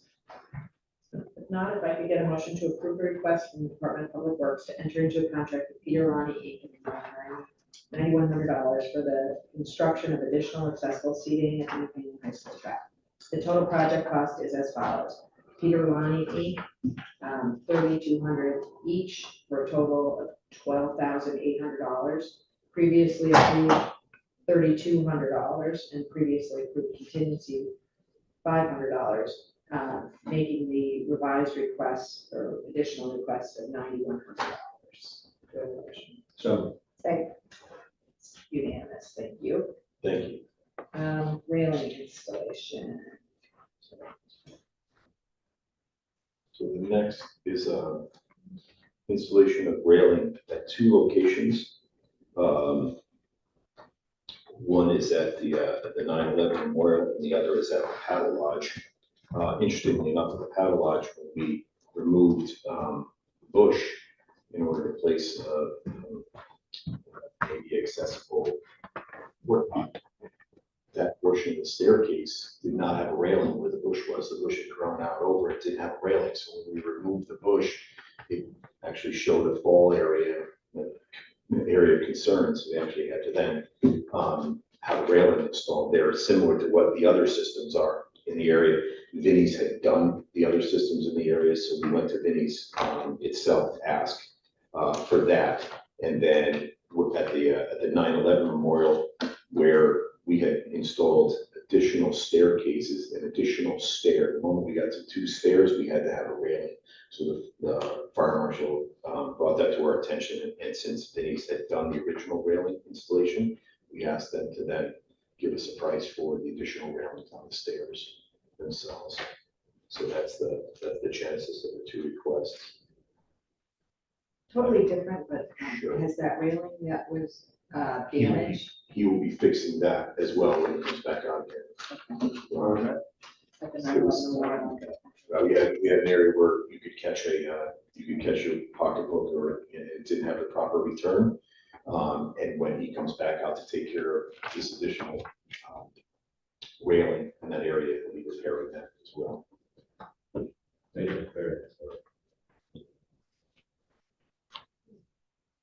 Tiger, where are these funds right now? This is currently available, but maybe just a public works. The funds themselves are in my are the 2 separate accounts. I have an account for that was for the 9/11 Memorial, and then I have the funds for the paddle will be coming out of the ADA one, since we should have incorporated it at the time we did the original. Just didn't see him through the bush. Yeah. I had kids trick or treating once because I was walked up somebody's stairs and it was a bush. They opened the door and fell right into the bush. Okay, so if I could get a motion to approve the request from the Department of Public Works to enter into a contract with, agreement with Minnie's Custom Metal Fabricators, with $10,400 for the installation of guardrails and handrails at Paddle Lodge and North Street Station. So, Second. unanimous. So, I'm just waiting on Scott. Okay. oh, still, keep going. Yeah, I was just saying. it's okay. So the next is wall repair at the carriage barn. So our building superintendent went out, took a look. He was doing a review of the area and noticed that the wall in front of the carriage barn was in disrepair. And also, we had Keith Simpson Associates, who's doing some design work for the carriage barn itself, brought it to our attention. Also, we got 2 quotes for the work. It's basically the exterior wall of the carriage barn, so it's along the sidewalk, not the carriage barn walls themselves. Those were done prior by Fortino, who had done a very nice job in that area, Fortino Escalante. This is the actual wall that surrounds the patio itself, and it's starting to fall. We're starting to lose some stones. You can see through it in certain areas. So we went out and asked for requests from 2 contractors. Roma Stone and Lawns LLC is actually Nick Cambereri Masonry. Nick Cambereri Masonry sold his business, everything but the name, to Roma Stone and Lawns, which was his crew leader at the time. So the service area work that was done at Waveney. That entire area was Nick Camberry masonry, actually performed by Rolling Stone and Lawrence. And then the other we went to was 14 West Galante. Rolling Stone and Lawrence came in at the low at 12,900. I added a contingency of 15% or $2,000 for a total of 14,900. And we have the funds in our DPW capital account for Waveney wall repair. We get $100,000 a year for Waveney wall repair. We have been doing either brick repair around the house, or we have been doing a lot of stone wall repair along Lapland Community Center, along that whole Lapland Road, I should say. And the funds are available in that account. So I have a question on contingency on this one. Sure. It's like when I get masonry work and Fortino's done my way for masonry work, there's no contingency. Like, what do you, like, I was only anticipating that there was something else we saw in the area in the general vicinity to have them look at, but I can certainly have it removed. I just yeah, don't like to have that. let's remove the That's fine. contingency on this one. No problem with that. Peter, just a question. So when you try to get bids from people like for this, do you advertise for this somewhere, or do you, like the other projects? I mean, if you, what avenues do you use? Sure. And I know you work with people, so you know. Based upon certain size of project, we go to the contractors that we've been successful with, who have given us good pricing. At a certain level, based on our purchasing policy, over $50,000, we have to advertise publicly. And what venues do you use that? That varies depending upon what it is. We use the Sentinel itself, and then we actually blanket the contractors who have bid prior on projects, say a paving project. So every contractor who's bid prior to us, we will actually send the specifications to as well. And then at that point in time, we advertise in the Sentinel. Sometimes we've advertised in the Advocate. Does anybody read the Sentinel? I mean, Yes, they do. I do. no, but I mean contractors. I mean contractors, not in the team. Oh. That's not, I mean, There's clipping services. So the majority of the contractors have a clipping service, so they're paying attention. So the clipping service is actually doing the work for them, sees a bid out, and will. So that covers like if you would do, I mean, who the other ones, Connect Post or whatever. I mean, I just in terms of making sure. Right. Yeah, blankets. I mean, if you're living in Canada, So if you don't live in Canada, A clipping service is what we really need to focus on. That's who's doing it. Yeah, I just want to make sure They that. make There are several clipping services that actually then contact us, ask us for the specifications, and then they're in how much the budget is, all that information that they're providing that to their contractors. So it's really, to be honest, it's the clipping service that we're looking for. And that's what the contractors look to. That's what the contractors And they all look do to. that. Yeah, they're all on it's either, there's a Construct Connect, there's a couple of others out there that we get contacted by often. For each bid that's going out, they contact us back for the information on it, and then disperse it to their members, or the people who either pay for their service. Questions? And I've already asked, this won't impede any of the potential work that's going to be done by the carriage barn in there. No, it's a great thought. It actually needs to be done first, because if we're going to be doing wall repair and then patio work, we want to do the wall repair before the patio work. We drop a stone on the new patio. Okay. So if I could get a motion to approve a request from the Department of Public Works to enter into a contract with Roma Stone and Lawns LLC in the amount of $12,900. The project entails the pressure washing of the stone walls along the patio. Pressure washing of the stone walls along. Okay, there's more than pressure washing here. Yeah, there was a, What? there's a, Yeah, what they quoted and what was written. So, yeah. Resetting any loose stones, repointing the wall front and back as well. As a power washing. Yeah, here we go. I know, like, wait, this is not right. Yeah, okay. The project entails pressure washing the stone walls along the patio, resetting any loose stones, and repointing the wall, both front and back. Correct. So. It's unanimous. Okay, Waveney facade repairs.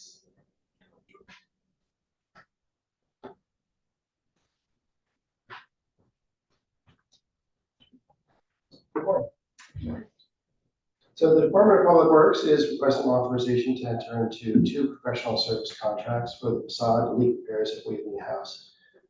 Just a little history. In the spring of 2024, the Department of Public Works was asked to bring in an envelope consultant to review the ongoing water infiltration issues at Waving House. Hoffman was brought on board to perform a visual survey in July of this year. They documented the existing conditions and areas of potential sources of water and moisture infiltration.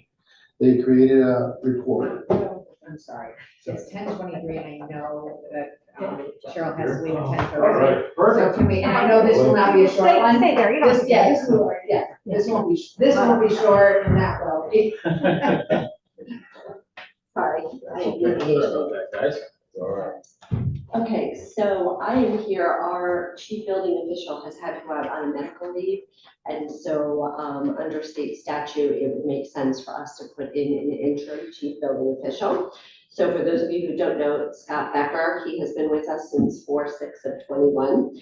He is licensed as a building official and a residential building official. And we would like to put him in immediately as an interim. Questions? Thanks for stepping up. I know you smell me. Did you raise No, I your am. hand? I am. Yeah, raise it. Yeah. So I smell to be in the job, not really here. No, we're lucky to have you back. Yeah. Yeah. Great. No, she said great. Worked out very well. All right. All right. If I could get a motion to approve a request from the Human Resources Director to appoint Scott Becker as the interim chief building official, while current chief building official is on medical leave. So, Second, it's unanimous. all right. Congratulations. Thank Thank you. All right, sorry about that, Joe. All right. All right, so we will go back to item 19, the Waveney Park facade repairs. Okay. So just as part, going back to the history, Hoffman documented the existing conditions of the areas, potential sources of water and moisture infiltration. They created a report and made recommendations for repairs. They presented this report to the Board of Selectmen, Board of Finance, and Town Council. As a result of that report, it was determined that the best path forward for Waveney would be to follow the Hoffman recommendations. So in order to cost effectively use Hoffman and the construction documents that were already developed by Architectural Preservation Studios, the Department of Public Works is proposing the following. We bring in Hoffman to perform a peer review of the existing construction documents. They'll provide review comments and provide detailed sketches for repairs based on their exploratory work that they've already performed. They will meet with the town and Architectural Preservation Studios and determine the best scope for the building's repairs. And then the Architectural Studio will incorporate these documents into updated construction plans and specifications for the expanded scope. They'll bid the project and provide construction administration services. So, and lastly, then Hoffman will be on site to visually inspect the masonry repairs, flashing installation details, and provide a general construction oversight. So they'll be there through the project completion. I just wanted to note that the Hoffman's rough order of magnitude cost, as presented to all the boards and committees, was $2.45 million for the main house and service wing, and that will be being brought forward and requested funding. And then they also recommended through wall flashing, which is basically at all the coping stones, which we would have kind of as a phase 2. It's best practice to do that, but not necessarily required to fix all the moisture issues, but it is definitely recommended. And that would be a project for an out year, which is approximately 1.3 million. So what we would do is we would, the expanded scope, the order of magnitude costs, I just want to make you guys aware that is what we're going to design to. So that's what we would expect as a rough order of magnitude. We don't know the exact amount until we put it out to bid. So these phasing costs, so why are we paying Architectural Preservation Studios $4,350 plus contingency on top of the 14,700 for this phase. So what Hoffman will do is they'll bring in and make the recommendations. They're not the lead architect on the project. This is just their consulting Okay. services. So they make recommendations for best practices as they see fit for Waveney. And then architectural studios would actually take those plans or take those details and recommendations. We would go through them all, make sure we all agree with them, and then they would get incorporated. So there'd be another bid set of documents that architectural studio would put out again for bid. And they already have the buildings and all the elevations and all the scope, so they just did a more of a limited fix. It was kind of the it's leaking, fix it, and now we're doing more of a it's leaking, it is probably going to leak, fix, and we expanded the scope. So we expanded the scope. If we just said, Hoffman, you go create all new. Yeah, I'm just asking, what is something like that estimate? So it's usually 10% for budget purposes. We usually carry 10% the cost of the work, so that'd be $245,000 for Hoffman to redo everything. Back me up a little bit, and I know we asked for the Hoffman stuff, so I know we added this additional cost, which was 38,000, something like that. So what have we already paid Architectural Preservation Studio for the original plans they put together that we did have somebody take a look at? And I know it's limited scope, so what have we already paid them? Do you remember? I have to look that up. That was Bill Osman's project. But is it in this range? So I guess. Yeah, I mean, I'd have to look it up. Yeah. I'd have to look it up. Given what you just told me, it sounds like it'll be a lot more. But I don't know. Well, their scope of work, they were built, they were designed to $500,000 budget. So I would guess they were closer in the 50, but I just can't remember. I'd have to look it up and send it to you. Okay. But, so, I guess my question is, and I know they have, you're combining two studios, right? But, we already have, Architectural Preservation Studios has some levels of bid package, all right? And, so all of a sudden we're gonna, I guess, I was hoping that there'd like some economies of scale, like they already have some in, so, I mean, so they can use part of it. I mean, it's all of a sudden bringing between this just for phase one. I mean, this is like another, 70 grand on this, and we've already spent. It's I don't. It's 75. So Yeah, in between, just, and look, I know we asked for this, so I get it. But, so all of a sudden we're probably at soft cost of this going, approaching, I don't know, 150,000, just in terms of getting to the design on this stuff. But the 34 would be for both phase one and phase two, correct? You're gonna bring all that into the. correct. Hoffman only has a phase one and phase two because that's the way they presented it. But both in phases are architecture- included in the drawings that Architectural Preservation Studios is doing. Yes, both, the way we would slice up the work, there's 2 phases over 2 years. So Okay, it's, but it's when sliced you up. come back for anything, there won't be any more planning documents stuff from. No, not from a planning document. We would bid everything as an alternate for an out here. There'd be an escalation on it, sure. You would have to look at it, just I think to go back to Amy's question. I think the scale, the economy of scale is already in there, because if we would have already, if we went to them and said, you're designing this entire envelope, it's a $2.5 million project, you would be paying $250,000 to ask for this related architectural services. So the fact that we're doing it in a couple steps, and you're still much better than $250,000 that we're seeing in the economy of scale. Maybe they keep saying giving. As a percentage of what you're talking about, a total of 3.75 million for this particular project. And, the 75,000. So we have to get the plans right to make sure that we execute this. Right. So, It's really 75 plus 50. yeah. That's true. I don't know, it's 75 plus 50 plus what we already paid. The first one, right? So, you know, it's more like close to, yes. Well, no, we paid Hoffman already to do this. Oh, So you're probably 150-ish, you know, so just to kind of figure out what we need to do, so. But you don't want to get, you don't want to get to the end and not say, I wish we had more information. I Right. wish we had things, so. Yeah, and if it is 150, given the potential scale of how much we have to do there, it's a good ratio, and see if we don't have to do more.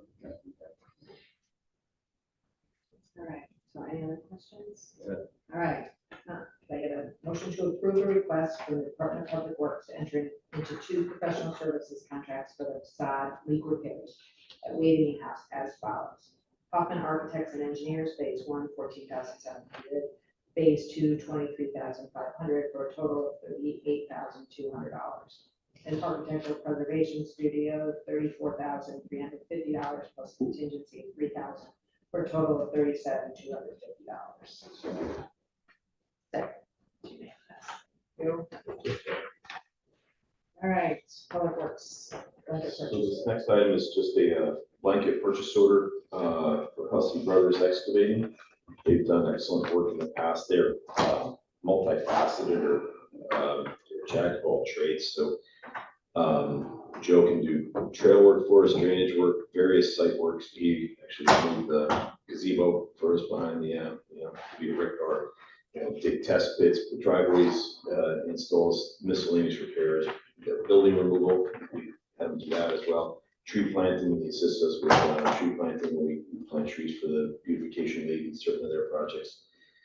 So overall, last year for various miscellaneous work, we spent $62,385 with Joe. Most of them were all under the $10,000 range that we've been signed by the first selectman. We've asked us to kind of combine them all together. So this year we're asking for $65,000 total for across the various DPW accounts that we have.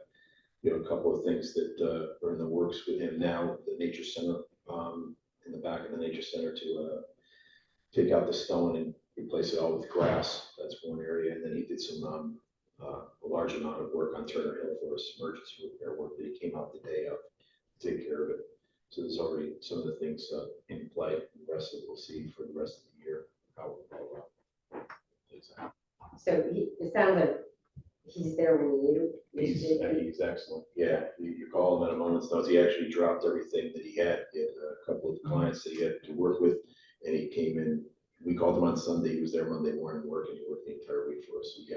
So yeah, he's a huge asset for the town. And Joe is like, it's almost like having an extra employee without having all the, he's amazing. Yeah, an extra employee who's fantastic with his own machinery. Yeah. So yeah. I mean, And the butcher excavation. yeah, I mean, if you listen to what he's done in this town and his institutional knowledge of all these towns, it's amazing. Mm-hmm.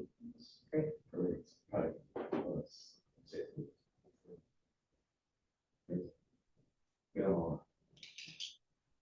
All right, so any other questions? If not, I'd like to get a motion to approve the request from the Department of Public Works for a blanket purchase order with Hussey Brothers Excavating in the amount of $65,000 for various work. Second. It's unanimous. Thank you. All right, tree warden. So this next one is the latest tree bid for tree warden for November 14. We had 3 bids come back. Olmsted tree and shrub was the lowest at $12,300. It was for 11 separate separate areas in town. The only one truly of note is the corner of St. John's and Park Street. We have a very large sugar maple that we've been monitoring for the past couple of years, and it's dying. It's on its way out. It's actually been damaging now the bluestone sidewalk adjacent to it. So now that it's damaged the sidewalk, we have to determine to go back in, repair the sidewalk, and how much longer will the tree be there? Do I want to make amends around the tree versus just take the tree down? And the tree warden determined that that should come down. But it's a very noted tree on a very noted corner, adjacent to God's Acre. But other than that, the rest of them were just various dead or decaying trees Is the sugar maple is just, it got old. It's It's not, old. it's not like disease, like we have diseased trees and we have, you know, Yeah. people forget trees have a lifespan. So this is just an old tree. Just a big old Yeah. tree. Unfortunately, it's in a busy corner, you know, so it doesn't have, its root structure extends well out into St. John's and Bar Street, so I'm certain that the compaction of that root structure over time wasn't done good for it either, yeah. But it's probably dates back quite a ways. But you'll, you know, it's properly marked, so the neighbors will. It'll be posted and the neighbors will understand, you know. That's a very visible one. Right, and I had already had conversations with the Congregational Church, since they had brought to my attention the sidewalk. It said, gotta take a look at this tree might have to come down. And I've notified them that the tree's gonna come down, and then we'll come and do the sidewalk repair work after. So We'll keep that bluestone. we'll keep the bluestone, yeah, that's historic, and we have probably half a dozen, Maria and I were out there, about half a dozen pieces that are in. Because I walk that every Sunday morning. So you know. Which hole am I Right. not gonna hit? Right, so we have about a half a dozen pieces that we'll have to take out, but the majority of it is actually in pretty good shape, and since it's historic, Yeah. we like to keep it, so. There's just a few spots. Yeah, and if you look specifically right at the tree, you can see where they're all fractured. Okay. Where the tree, the roots just started to come up a little bit too much, and the bluestone just doesn't like that. It's one of many trees in that area that come down recently, so. Yes. Can we lost a put, few big can we ones. put some in, or is it too hard when you grind out? I mean, No, we'll be looking to replace, and we actually had a plan for the entirety of God's Acre to take a look at, because it's starting to look, when we were up there on, for Veterans Day, it was looking a little devoid.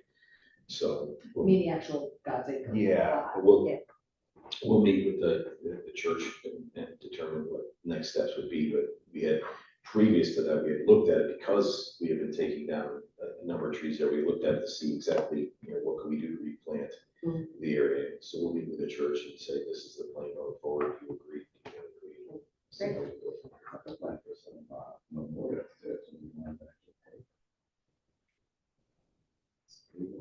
or team up with the town. We agree to this, if you want to truly make it bigger. We do have people who come often with a tree. The Christmas as a tree. request. Yeah, that's. Scott Crest did the Christmas tree, but we have others that have picked an area in one of our town parks to plant a tree for a loved one. And they work with the tree warden and John, who would come to the area.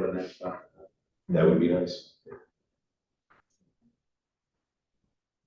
If there's no further questions, if I could get a motion to approve the request from the tree warden to enter into a contract with Olmsted Tree and Shrub Company in the amount of $12,300. The project entailing removal, pruning, and stump removal of various trees. Second. It's unanimous. Thank you. Before you go, just thanks, the theater looks great, so thank you so much. It's looking better. Yeah. It's not done yet, but it's. Not done yet. He's pushing to have it done by Thanksgiving, because I told him that was the interior marker. Peter's out there himself Oh, many yeah. days. Yeah, so he's doing a nice job. It's taking shape quite well. Yeah, so we're excited. I think it's gonna blend in nice. And if you look now, you can see straight down you see the expansive sidewalk. If you look, say, downhill towards the east, standing in Playhouse, it's a really nice, you know, without all the appurtenances on it, the tables and everything. It's just a nice open area. So, yeah, thank you. Okay, IT, Chris. Thank God you were here, Chris. I know. But everybody's saying it's out all over the place. Oh, really? It's not another one of those issues. Oh, no. It's not out all over, it's actually pretty large. So, well, we resolved that. Yeah, hopefully it's not something like you said, what happened in Norwalk. Remember? There's multiple internet connections, so I just rerouted everything to another one and then made that a dual, so tonight we can. So your redundancy here is, you have 2 or 3. Yeah, it's pretty good. They come through here to go through other places, so it's want to use the building. Not sure which one is up first, but we can go to. That's what John was. It's a shock now. So After we can just do whatever. So the first one is for Shy, for the 20,168.40. That's the second round of switches. It loaded upside down. No. Believe it or not, our IT scanner. It's upside down. Okay, great. We didn't fix that, sorry about that. So yes, it's part of the budget. We came to you a couple of weeks ago for the first round. This is the second round. And we anticipate one more smaller round. So this will change out all of the 6 to 8 year switching in all the buildings. And they came in considerably low, as usual. It's all part of the initial 35 switches, but we'll do it and bring it to you as we need mine. And this one particular one resides here, or is it?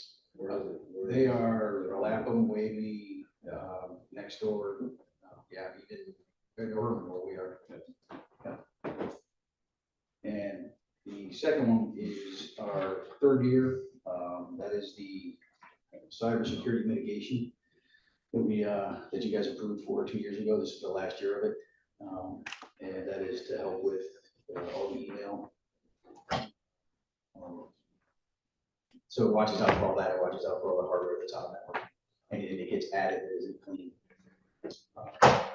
We'll have a little more next year because we're going back to a 1 year.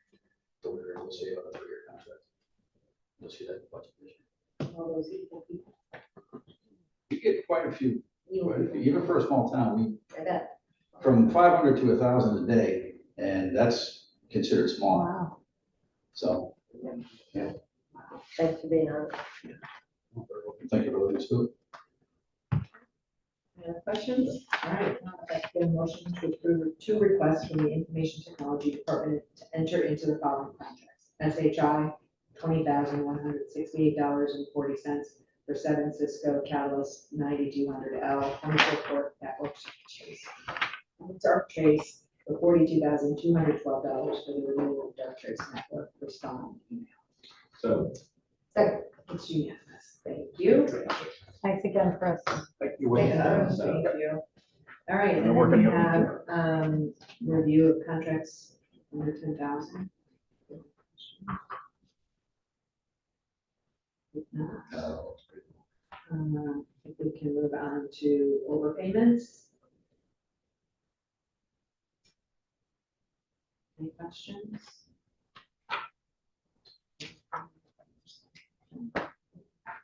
All right, so if I could get a motion to approve the $17,015.80. So. Okay. So it's a larger number. It is. It used to be like 3 or 4 times. Maybe everybody's getting Christmas presents. I don't know, are you seeing it? A lot of people buying new cars? Well, that's 91 though turned in. That's a lot of Yeah, cars. yeah, that is a lot of cars. All right, and then legal fees.